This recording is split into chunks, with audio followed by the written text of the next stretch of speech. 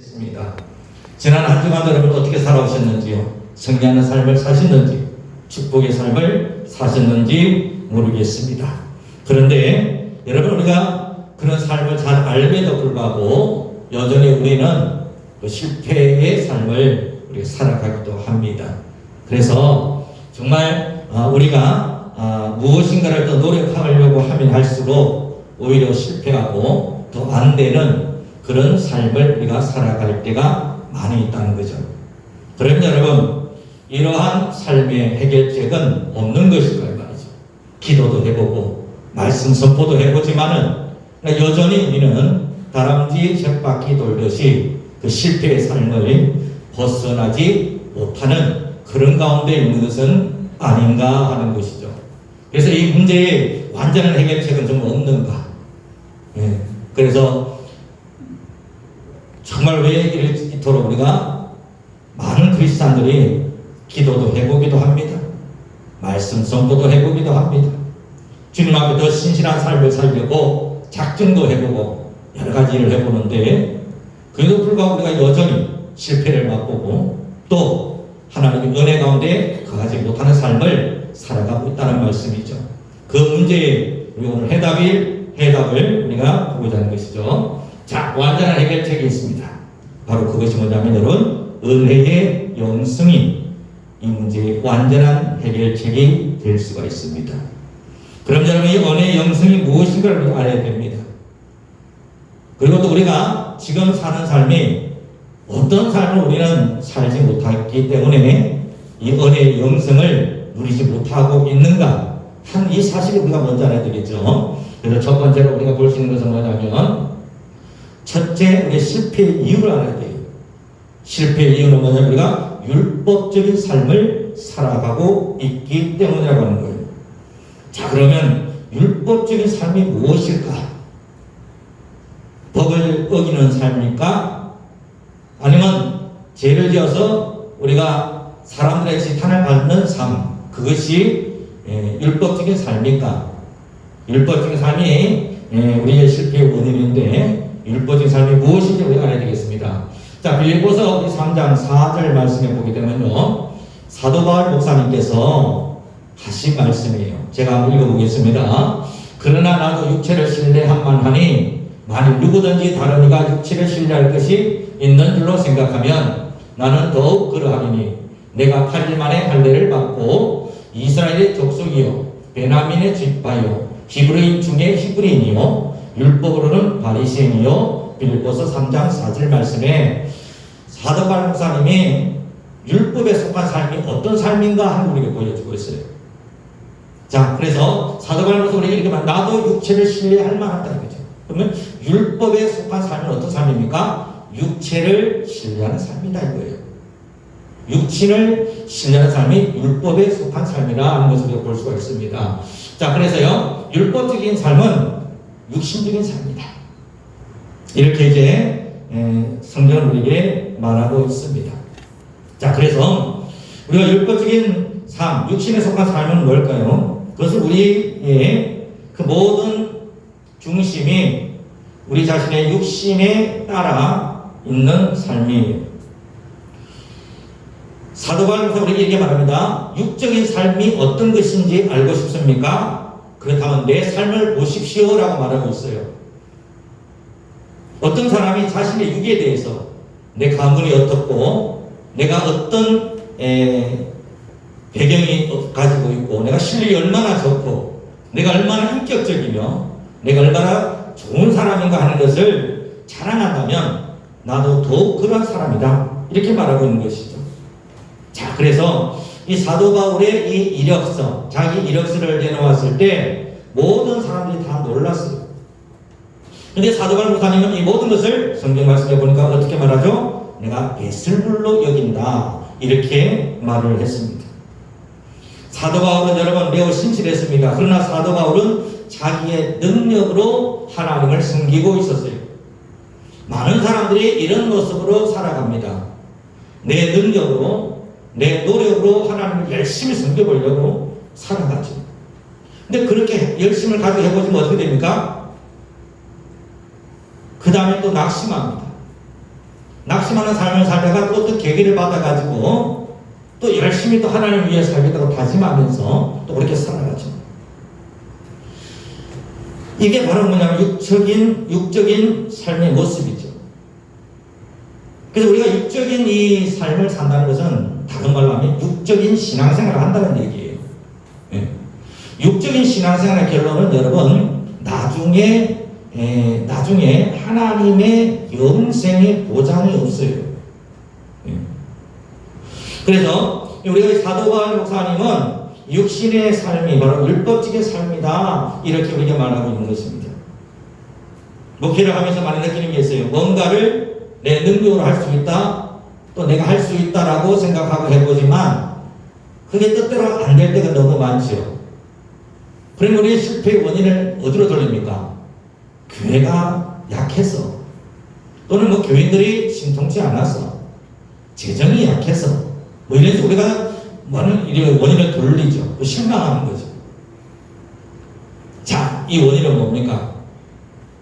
이 실패의 원인은 우리가 전적으로 육신적인 삶에 우리가 우리 자신을 의존하기 있기 때문이라고 하는 것이에요. 그래서 우리가 육신이라고 하는 것은 흉하게 보이는 어떤 그런 것만 의미하는 게 아니에요. 성경의 이야기는 육은 그럼 뭐냐 이게. 나쁜 짓 많아 거짓말하고 사기치고 이런 것만 우리는 육적인 삶이다. 죄라고 생각하죠. 성경이 말하는 육의 개념은 뭐냐면 바로 내 스스로 노력하고 내 스스로 만족하는 삶. 이게 여러분 성경이 말하는 육이에요. 내 능력을 가지고 내 스스로 살아가는 것, 이게 육이라고 하는 것입니다. 그래서 신앙생활도 내 능력으로 내 열심으로 하려고 하는 것, 이게 육적인 신앙생활이에요. 이거 참 이게 여러분 정말 잘 깨달으셔야 돼요. 이런 것이 사실은 원포인트가 됩니다. 원포인트 코칭이 되는 거예요. 목회를 하면서 제가 스스로도 많은 부분에서 실패한 원인이기도 합니다. 그런데 우리는 늘 생각하죠. 육에 대해서 뭐 술 먹는 거, 뭐 법규를 어기는 거, 거짓말하는 거, 자꾸 이런 것만 육적인 삶이라 생각하죠. 성경은요, 여러분 그런 것들을 가지고 말하지 않습니다. 성경이 말하는 육적인 삶은 내 스스로 노력해서 만족하는 삶, 이게 육적인 삶을 말하는 거예요. 그래서 많은 사람에게 모든 사람이 죄를 범하였음에 다 죄인이라고 정죄할 때는 어떤 분이 그러시더라고요. 제가 충청도에서 목회할 때 어떤 분은 우리 모든 사람은 죄인입니다 라고 그랬더니 대부분 그러시더라고요. 왜 내가 죄인이에요? 그러더라고요. 왜 내가 죄인이냐? 나는 법을 어긴 것도 없고 남한테 사기친 것도 없고 오히려 나는 세상 살아가면서 피해본 것밖에 없어요. 나는 죄인 아니에요. 그러더라고요. 그런 면에서 보면 그분은 절대 죄인이 아니죠. 성경에서 말하는 이 죄, 그리고 율법적인 삶, 육적인 삶을 살면 뭐냐 하면 그것은 나 스스로 노력해서 나 스스로 만족하는 삶을 말하고 있는 것이죠. 그래서 사도 바울은 그런 면에서 내가 죄인이라고 말하는 거예요. 어떤 면에서? 내가 그 모든 면에서 나는 바리새인 중에 바리새인들이고 나는 베냐민 지파요. 나는 가브리엘이라고 하는 훌륭한 스승님에서 배웠고 학벌로든지 족벌로든지 나는 누구에게도 밀리지 않습니다. 나는 특별히 로마 시민권도 가지고 있습니다. 헬라어에 능통하고 로마어도 할 줄 압니다. 그렇게 자랑한다는 거예요. 근데 사도 바울은 합니까? 이것이 육적인 삶이라고 말하고 있다 이거예요. 자, 그러면 여기서 우리는 좀 더 우리가 우리 자신을 좀 더 심화시켜서 우리 자신을 좀 극한으로 몰고 가야 됩니다. 성경의 말씀을 나에게 적용시켜야 되겠죠. 그렇게 본다면 우리가 신앙생활을 하는 데 있어서 신앙생활을 통해서 내가 만족하고 내가 뭔가를 열심히 기도를 해서 열심히 봉사를 해서 내가 선한 사람이 되고 하나님의 영생을 얻을 수 있다고 여러분 착각한다면 이것 또한 율법적인 삶이라고 하는 거예요. 사도 바울은 이 말씀을 하고 계시는 거예요.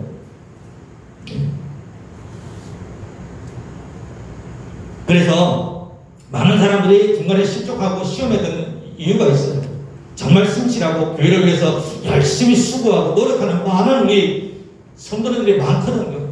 근데 꼭 뒤에 가면 시험에 들은 분들이 개 중에 몇 분이 계시죠. 왜 그럴까요? 육적인 신앙생활이었어요. 내가 뭔가를 열심히 해서 무엇인가를 내가 하나님 앞에 뭔가를 너무 잘하려고 해서 그런 거예요. 그렇게 하다가 나중에 그 결과가 좋지 않게 나타나게 되었을 때, 또는 상처를 받게 되었을 때, 우리는 그 가운데서 시험에 들고 넘어지고 자빠지게 되는 원인이 된다고 하는 것이죠. 그래서 사도 바울 목사님은 바로 율법적인 삶이 바로 육신적인 삶이고, 육신적인 삶으로 우리가 살아가기 때문에 우리 모두는 죄의 사기에서 사망의 그늘에서 벗어나지 못하고 그 가운데 고통받으며 살아가고 있다고 우리가 말씀하고 있는 것입니다. 죄라고 하는 것은 우리가 생각할 때 도덕적인 거 이런 거 아니에요. 법적인 개념 이런 거 아니에요, 여러분. 사실 교도소나 이런 데 가서 뭐 재판 결과에 따라서 봤을 때 이 사람이 죄인이라고 세상 법정에서는 선고를 내릴 수도 있겠죠. 근데 그 중에 억울한 사람도 많을 거예요. 오죽하면 교도소 안에 감방 안에다가 유전, 무죄, 무전, 유죄 이런 말을 다 써놓겠어요. 억울한 사람 너무 많습니다. 성경은 우리에게 그런 눈에 보이는 것들을 가지고 당신이 죄인이라고 정죄하지 않습니다. 성경은 우리의 삶이 육신적인 삶을 살아가고 있기 때문에 율법을 어긴 것이요, 율법적인 삶의 삶으로 우리가 살아가기 때문에 우리는 늘 실패하고 좌절하고 넘어질 수밖에 없다고 하는 것을 우리에게 말씀하고 있는 것입니다. 두 번째 성경은 율법적인 삶에 대해서 선악과 나무 열매를 따먹는 삶이다 이렇게 말씀하고 있어요. 자, 우리 성경 말씀 보면 창세기의 말씀을 보면 제가 공독하겠습니다. 여호와 하나님이 그 사람에게 명하여 가라사대 동산 각종 나무의 실과는 네가 임의로 먹되 선악을 알게 하는 나무의 실과는 먹지 말라. 네가 먹는 날에는 정령 죽으리라 하시니라 이렇게 말씀하고 있어요. 즉 우리가 이 육신적인 삶은 뭐냐면 선악과 나무 열매를 따먹는 삶이다 이 말씀하고 있는 것이죠. 자, 그러면 선악과 나무 열매가 뭘까요?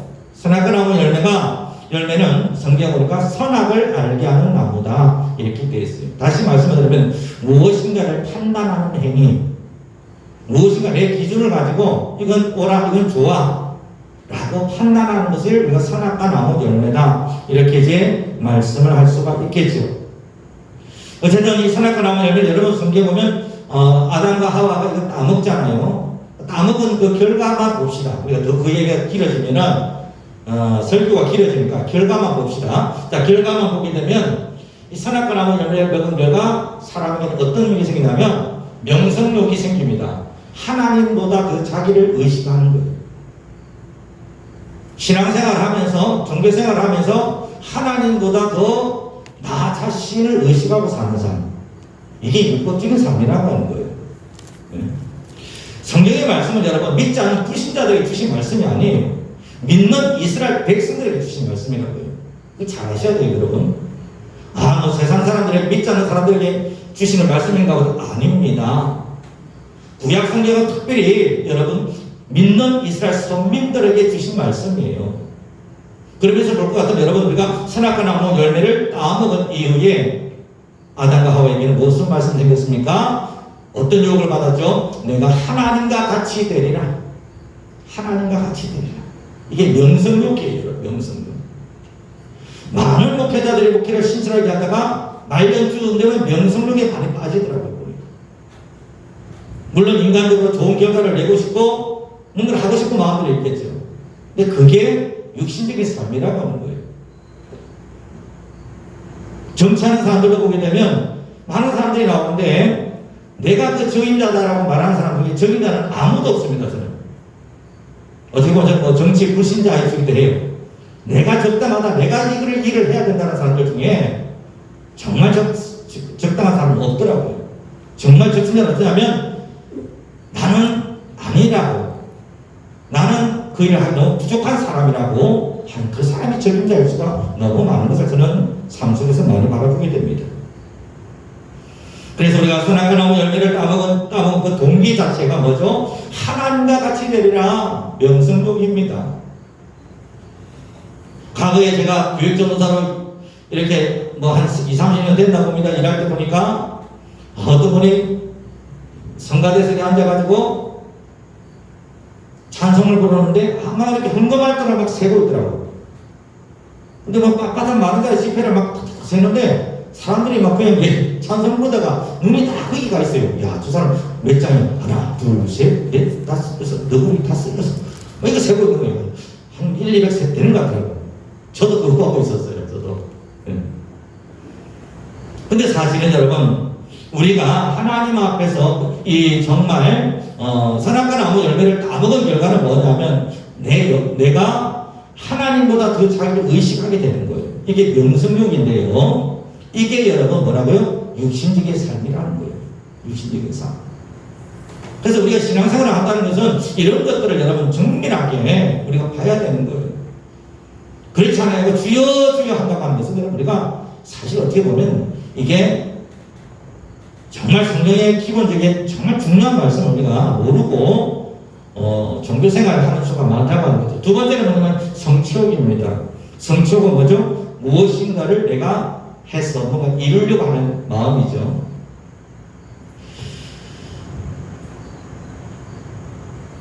이 성취욕은 결국 내가 무엇인가를 하려고 하는 행위로 이어지게 됩니다. 행위로 이어지게 되는데 목회를 제가 이렇게 개척을 할 때 제가 참 느꼈던 게 있어요. 그게 뭐냐면 내가 내 능력으로 내가 그때 수련받은 그 모든 세미나와 또 내가 받은 그 모든 교육에 그 내가 훈련받은 그 모든 그 내 기량을 가지고 내가 목회를 한번 잘해보겠다고 하는 그런 마음을 가지고 개척을 했어요. 예. 근데 거기서 느끼는 것은 뭐냐면 결국 우리가 이 선악과 나무 열매를 따먹은 사람들은 결국 내 안에서 내 노력을 통하여서 무엇인가를 하려고 하는 마음들이 굉장히 강해요. 근데 여러분 이게 나쁘다는 그런 뜻은 아니에요. 저는. 그럼 근데 뭐가 안 좋다는 겁니까? 그러면 내가 하려고 해서 그것이 잘 되면 어떻게 될까요? 교만해지는 거예요. 그죠? 아담과 하와가 선악과 나무 열매를 먹고 눈이 밝아졌다 돼. 눈이 밝아졌어요. 근데 눈이 밝아져서 지금 결과 아담과 하와는 두 가지 중에 하나겠죠. 교만해지거나 두 번째 안 되면 그 아담과 하와는 어떻게 되죠? 부끄러움에 자기가 벗은 것을 알고 숲풀 가운데 숨었더라 이렇게 되어 있잖아요. 안 되면 뭐죠? 죄의식에 빠져서 두려움에 빠져서 숨게 된다고 하는 거예요. 결국 여러분 선악과 나무 열매를 따먹게 되면 잘 돼도 교만하고요. 교만은 패망의 선봉이더라. 자문에 나오잖아요. 잘 돼도 패망이요. 못 되면 여러분 어떻게 됩니까? 실망과 좌절 가운데 빠져가지고 우울증에 빠져가지고 그 삶 가운데서 처져 있는 동굴 속에 숨어 있는 삶을 산다 이거예요. 오늘 우리 그리스도인들이 만약에 두 가지 종류의 삶을 산다면 교만한 삶을 사는가?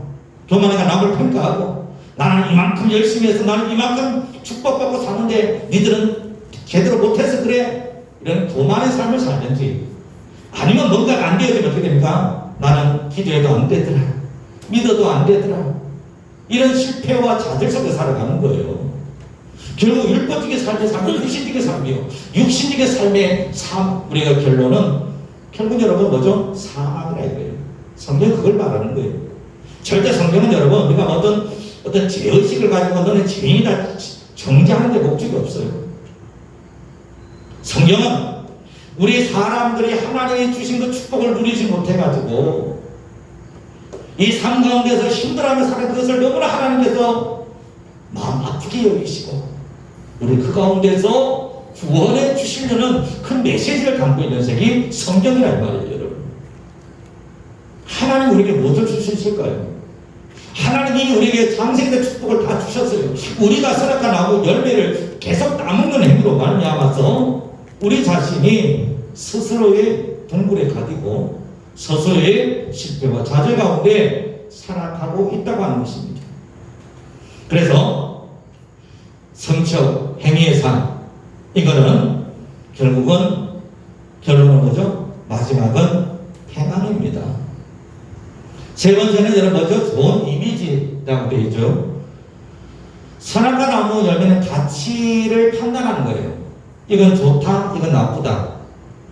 너는 잘 됐고, 너는 안 좋아. 이거 판단하는 거죠. 가치의 세계라고 그래요. 선악과 나무 열매를 따먹기 전에는 이 가치 판단이 없었어요, 그런 게. 근데 선악과 나무 열매를 따먹으면서부터 내가 벗은 것이 내가 창피한 거고, 이것은 좋고 나쁘다 판단하기 시작한 거거든요. 자, 우리가 신앙생활 하는 데 있어서 여러분, 우리가 하나님의 은혜를 누리려면 좋고 나쁘다고 하는 이 좋은 이미지를 벗어나야 돼요. 교회는 뭐, 단적으로 교회가 자꾸 보면 뭐, 좋은 이미지를 심어주고, 이런 데 너무 치중하더라고. 구제를 하고, 이런 데에 좋은 일입니다. 근데 그것이 목적이 되어서는 안 돼요. 왜냐하면 이건 좋은 이미지를 준다고 하는 것을 영역에 보게 되면, 그 가운데서 좋은 의미를 주는 의도가 있어요. 의도가 있는데, 그 좋은 이미지를 주기 위해서 우리가 무엇인가를 한다라고 했을 때, 그 좋은 이미지가 안 주시면 어떨 건데요? 성경은 우리가 하나님 안에 있는 게 더 중요하다는 거죠. 뭐 좋은 이미지를 주고, 뭐 이게 중요한 게 아니에요, 사실은. 그건 결과죠. 하나님의 뜻을 따라 산 결과로 좋은 이미지가 주어지면 좋은 것이고, 안 되면 어쩔 수 없는 거죠. 그게 본질이란 말이에요, 그게. 근데 우리는 보면 자꾸 좋은 이미지를 주려고 그래요. 그것도 내가 하려고 해요. 이게 더 문제죠. 예.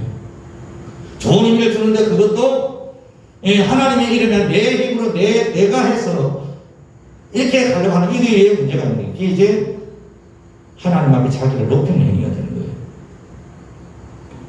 그래서 우리가 이 가치의 세계에서 뭔가를 자꾸 판단하기 시작하면 옷도 자꾸 메이크 입어야 되고요. 메이크 좋고 입어야 되고요. 왜? 남들 앞에 돋보여야 되니까. 예를 들어서 어떤 사람이 직업을 물어봅니다. 당신 직업이 뭡니까? 예, 저는 정신과 의사입니다. 아유, 그러면 벌써 보는 눈이 달라지죠. 의사 선생님이시군요. 벌써 달라집니다. 근데 어떤 사람이 그러면 당신 직업 뭡니까? 예, 쓰레기 업자입니다. 그럼 벌써 보는 쓰레기 부르지 마요. 이게 뭐냐, 우리가 좋은 이미지를 가지고 사람을 판단하는 행위거든요. 사실은 그 사람이 나를 어떻게 보든지 내 본질은 똑같아요. 그 사람이 나를 뭐로 보든지가 내 본질은 절대 변하지 않습니다. 그거 뭐냐면 하나님이 나를 보는 관점이거든요. 근데 우리 자꾸 다 사람들이 보는 그 관점, 그게 자꾸 뭔가를 맞추는 거예요. 그래서 이렇게 하는 분들, 어떤 분들은 어떤 특별한 계층에 뭔가를 자꾸 좋은 이미지를 주려고 노력하는 거. 그래, 그 왜 그럴까요, 여러분? 뭔가 얻으려고 하는 거죠. 예. 이게 율법적이고 육신적인 삶이라고 하는 거예요. 예. 그래서 우리 안에 있는 이런 것들을 우리가 정말, 영적인 분별력을 가지고 나 자신의 마음속을 스캔해야 돼요. 엑스레이 말씀으로 스캔해 보는 거예요. 묵상으로 스캔해 보는 것입니다. 그래서 우리는 이런 삶의 결과로, 육신적인 삶의 결과로 우리는 이런 선악과 열매를 먹은 결과 우리는 하나님보다 자기를 더 의식하게 되고, 성취와 자꾸 행위의 삶을 주장하게 되고, 가치의 세계를 살아가면서 좋은 이미지만을 주장하는데, 여러분 이 사실 중에 사실 숨어있는 우리가 다른 의도가 있죠. 결국은 내가 하나님과 같이 되리라 라고 하는 그런 보이지 않는 욕구가 숨어있기 때문에 우리는 이 선악과 나무 열매를 따먹게 되는 거예요. 그래서 우리가 신앙생활도 그렇습니다. 신앙생활 하는데 이런 것들이 굉장히 많아요. 예. 제 눈은 어째 그렇게 너무 잘 보여. 사람들 모습이 너무너무 제 눈에 잘 들어와요. 저 사람이 왜 저런 일을 하는지, 왜 저런 말을 하는지, 뭘 하려고 저런 행동을 하는지, 그런 게 제 눈에 잘 보여요.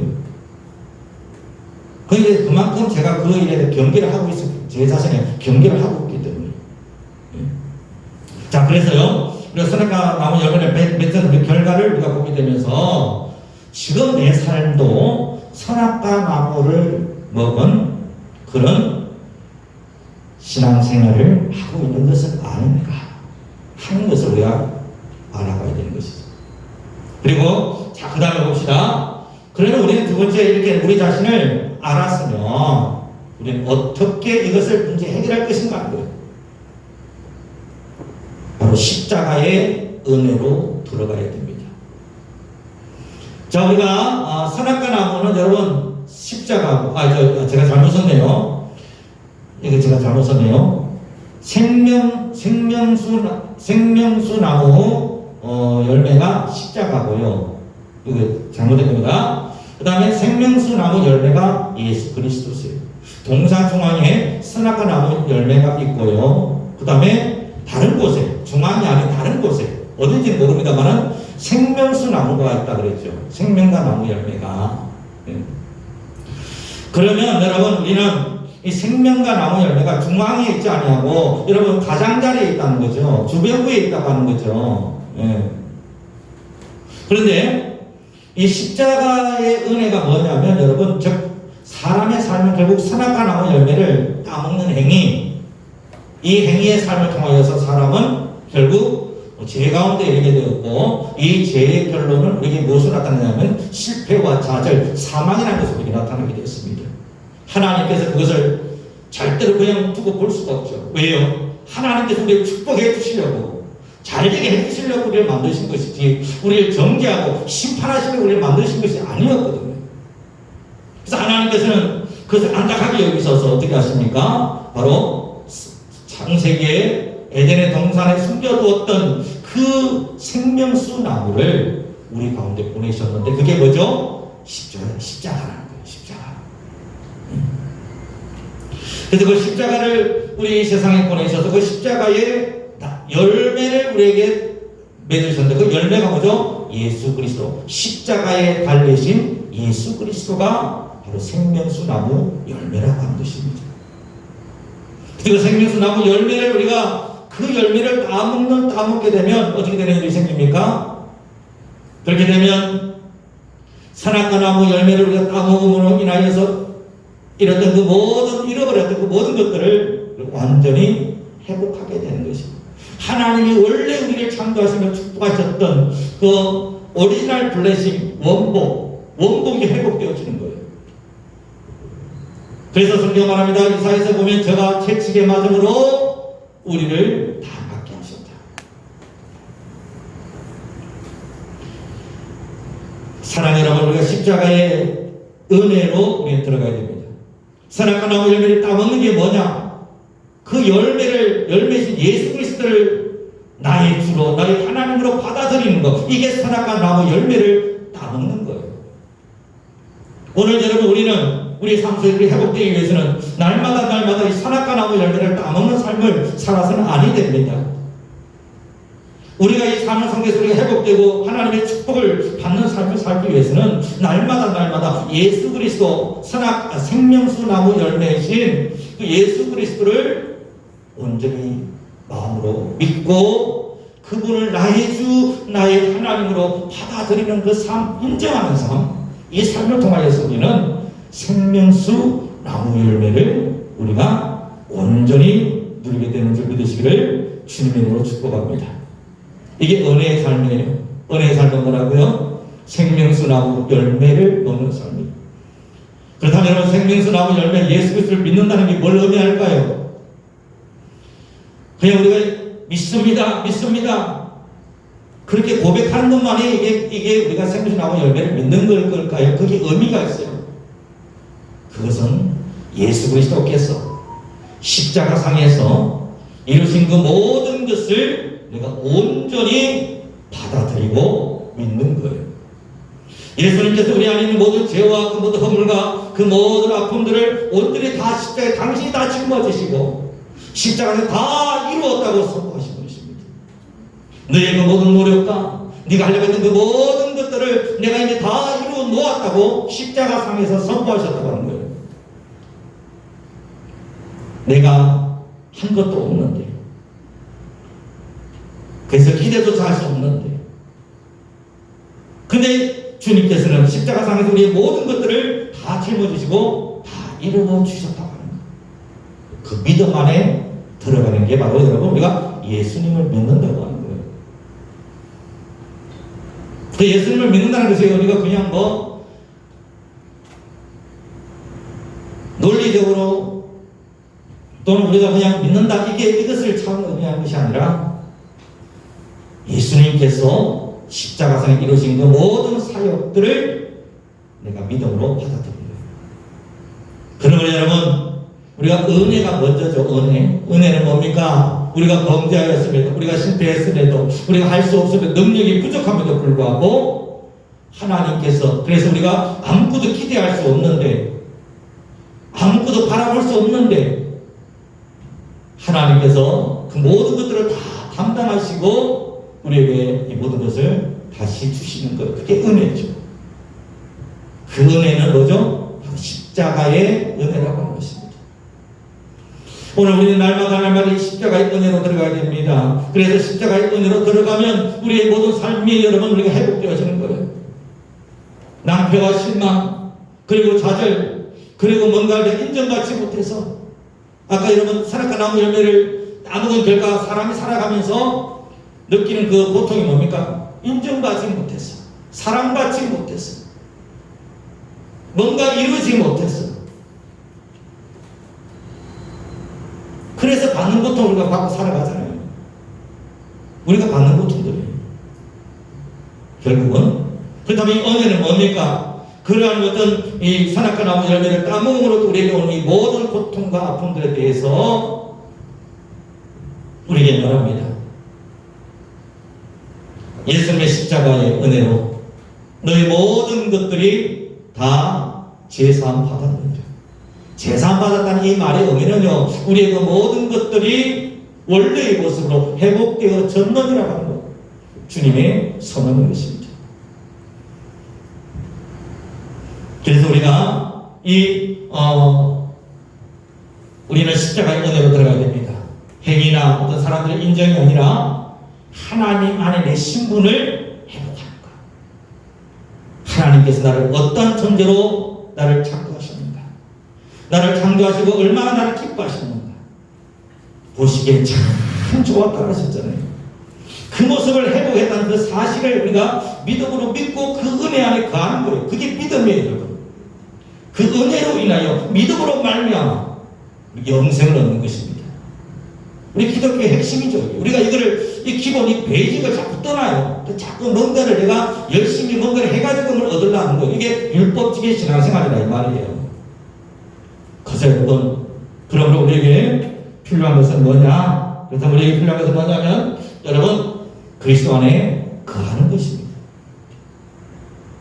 성경 말씀 한번 보겠습니다. 요한복음 5장 30절 말씀이죠. 내가 아무것도 스스로 할 수 없노라. 듣는 대로 심판하노니 나는 나의 원대로 하려 하지 않고 나를 보내신 이의 원대로 하는 대로 내 심판은 의로우니라. 이렇게 말씀하고 있어요. 예수님도 뭐라고 하셨어요? 나는 아무것도 할 수 없다 이랬단 말이에요. 예수님께서도 나는 아무것도 할 수 없다. 나는 나를 보내신 이의 뜻을 행할 뿐이다. 그래서 그렇게 말씀하셨어요. 여러분, 우리도 은혜의 삶을 사는 사람은 주여 나는 아무것도 할 수 없습니다. 나는 아무것도 한 것이 없습니다. 오직 주님께서, 하나님께서 이 일을 이미 십자가 선상에서 다 이루셨습니다. 나는 그것을, 그 은혜를, 십자가의 은혜를 믿음으로 붙잡을 뿐인 것입니다. 이게 우리가 은혜의 영성이에요. 오늘 교회가 자꾸 여러분 힘들어하고 교회 신앙을 가지면서도 여러분 그 힘들어하는 이유가 뭐냐 하면 우리가 은혜의 영성을 회복하지 못해서 그래요. 은혜의 영성을 우리가 회복한다면 여러분 우리는 예수 그리스도 안에 이미 회복된 그것을 바라보면서 기뻐하며 즐거워하며 찬송가 나오죠. 제가 가장 좋아하는 찬송가 구절이에요. 항상 기쁘고 복이 되겠네 영원하신 팔에 안기세. 항상 기쁘고 복되는 삶. 그 삶은 여러분 예수 그리스도 안에 거하는 삶이라고 하는 것입니다. 은혜의 삶은 뭐냐면 예수 그리스도 안에 사는 것입니다. 오늘 본문 말씀에서 말하고 있죠. 요한복음 오늘 우리가 읽었던 말씀입니다. 내 안에 거하라 나도 너희 안에 거하리라. 가지가 포도나무에 붙어있지 아니하면 절로 가시를 맺을 수 없음 같이 너희도 내 안에 있지 아니하면 그러하리라. 우리가 주님 안에 붙어있기만 하면 주님이 다 이루신 그 일들이 절로 내 삶에 이루어진다고 하는 거예요. 그래서 그 은혜의 나무, 생명수 나무, 예수 십자가의 나무에 우리가 붙어 있기만 하면 주님께서 이루신 그 모든 축복이 다 내 안에서 철로 열매 맺는다 이 말이에요. 할렐루야. 이게 믿어져야 돼요. 이게. 응? 그런데 우리가 그렇지 아니하고 너희도 내 안에 있지 아니하면 우리가 그 예수님께서 십자가상에서 십자가의 그 생명수 나무 열매로 이루어진 것을 내가 먹지 아니하면 그것을 믿음으로 받아들이지 아니하면 우리 어떻게 됩니까? 우리도 말라버리게 되고 가시를 많이 맺을 수가 없고 실패의 삶을 살게 된다는 것입니다. 이어서 말하죠. 나는 포도나무에 너희는 가지니 저가 내 안에 내가 저 안에 있으면 이 사람은 가시를 많이 맺나니 그렇지만 너희가 나를 떠나서는 아무것도 할 수 없습니다. 그렇습니다. 우리가 예수 그리스도 안에 있는다고 하는 게 뭐냐? 그것은 우리가 예수님이 이루신 그 모든 십자가의 공로 안에 그 은혜 십자가의 은혜 안으로 온전히 우리가 들어가는 거예요. 그리고 주님과 함께 우리는 그 속에서 우리의 삶을 온전히 누려가는 삶이라고 하는 것입니다. 제가 아는 분들 중에 목회자님이신데요. 이혼도 하고 또 재혼도 하고 그 와중에 참 능력 있는 목사님이셨어요. 진짜 부흥사로 큰 부흥사로 크게 되실 분이었는데 삼기도도 엄청 많이 하시고 그러신 목사님이셨는데 그 뒤에 어떻게 이제 사람이 생긴 그렇죠. 이제 이혼이라고 하는 그런 이런 길을 걷게 되고 또 그 뒤에 또 이렇게 또 재혼을 하게 되고 그런 삶을 살면서 목회자가 이혼을 하게 되면 사실 이 목회적인 어떤 이런 것으로 사실 가기 좀 많이 힘든 경우가 많거든요. 그래서 이제 정말 자기가 그 품은 어떤 그 많은 상기도 하고 어떤 것들을 다 내려놓고 이제 하나님의 은혜 안에 이제 들어가면 그런 삶을 연습을 많이 하시더라고요. 근데 참 얼마나 고통스럽겠어요. 내가 뭔가 이걸 할 수 있는데 행위의 삶을 포기하고 내가 정말 사람들에게 정말 좋은 목회자의 이미지를 줘야 되는데 이미지를 주지 못한다고 하는 그 이미지를 내려놓고 그저 이 삶에서 여러분 만족하고 살아가는 게 참 쉽지는 않은 일입니다. 그런데 그 가운데서 하나님 안에 늘 거하고 하나님을 바라보며 산 결과 하나님 어떤 축복을 주신지 아세요? 자녀들은 사모님 쪽으로 가지 않고 목사님 쪽에 있었어요. 야, 그 정도 되면 목회자 자녀들 안 그래도 문제 많은데 안 그래도 목회자들 뭐 학원을 보낼 수 있습니까? 뭘 하겠습니까? 그죠? 근데 다 가정까지 이렇게 안 좋아. 이쯤 되면 우리가 생각할 때 소위 사회에서 말하는 불륜 이렇게 비리 학생으로 안 가면 다행인데 근데 이 목사님은요 등록금 한번 대준 적이 없대요. 돈이 없어서. 하나님께서 이 자녀를 얼마나 축복하시는지.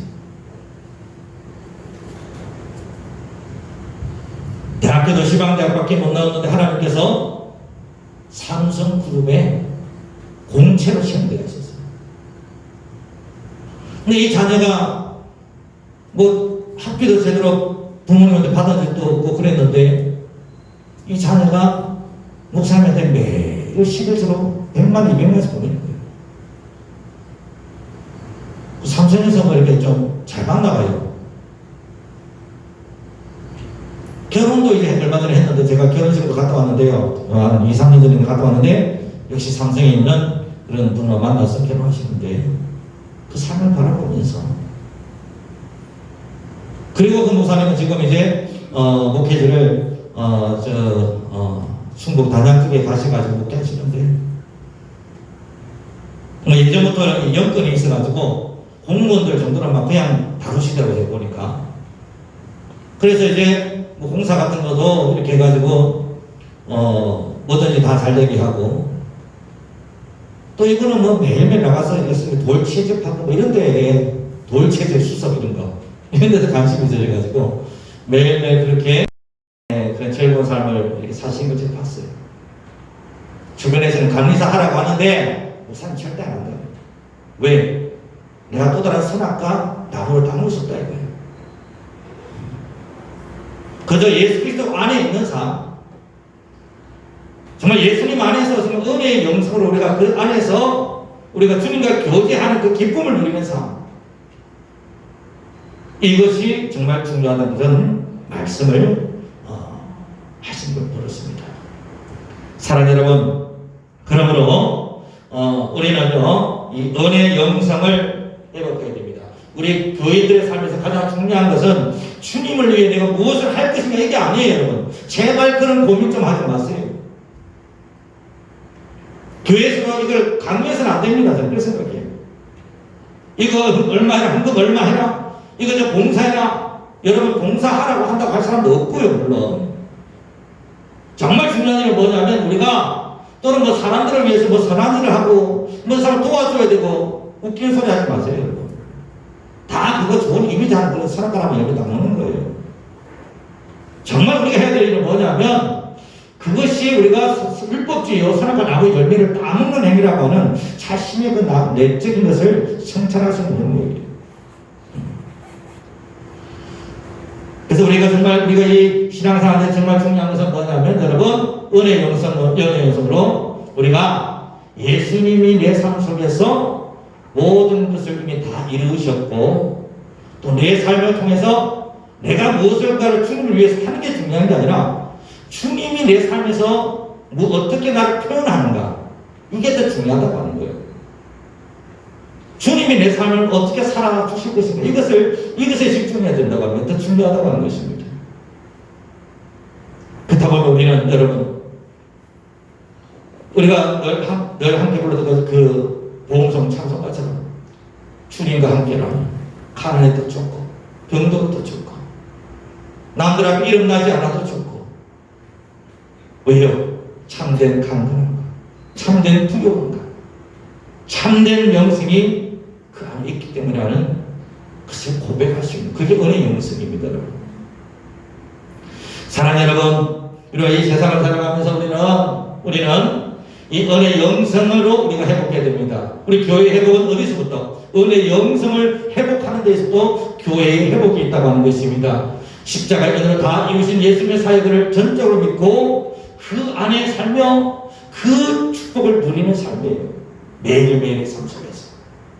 매일매일의 삶 속에서 그걸 누리세요, 여러분. 뭔가 제발 하려고 하지 마세요. 뭔가 자꾸 좋은 이런 이미지를 주려고 하지 마세요, 여러분. 다 그게 고통입니다. 그냥 주님 안에 계셔요. 주님이 나를 통하여 일하시도록 하세요. 그것을 기뻐하십시오.